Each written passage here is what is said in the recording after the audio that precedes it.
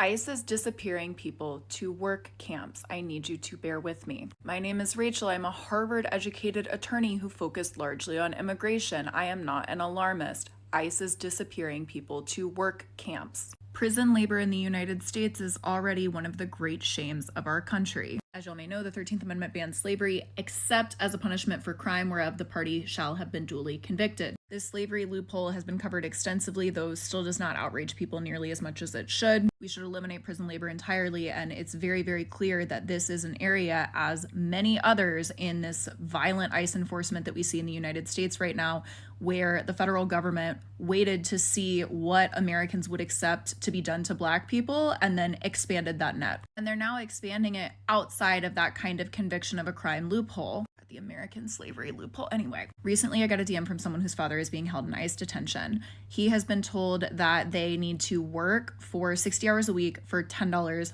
total. $10 for 60 hours of work. I haven't given him any documentation of this, but here's what I can tell you and have documentation of. That this happens in ICE detention all the time. GEO Group, one of the two large private prison companies operating ICE facilities, the other is CoreCivic, has multi-million-dollar jury verdicts entered against them because they were paying hundreds of people in ICE detention $1 a day to basically run the facilities for them. The person who DM'd me, her father is held in Campbell County, which is a Kentucky state-owned facility. In Kentucky, standard pay is $1.56 for an 8-hour workday, 78 cents for those getting credit for time served. Again, that's insane. That's insane, and that should not exist even for conviction of a crime.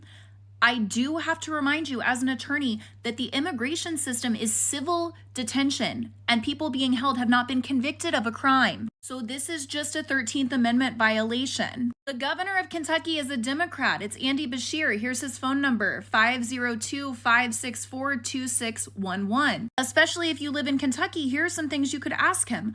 Why the fuck is ICE allowed to detain people in your prisons? And also, why are you letting them violate the 13th Amendment? The truly vile irony is that the vast majority of these people came to the United States in search of work, and the U.S. will not allow them to work here and is in fact ripping them away from their families because they dared try, only to force them to work for less than $1 a day. Prison labor should not be legal, but oh my God, in this specific context, it is already illegal. People are getting disappeared for civil offenses and sent to work camps. America, 2025.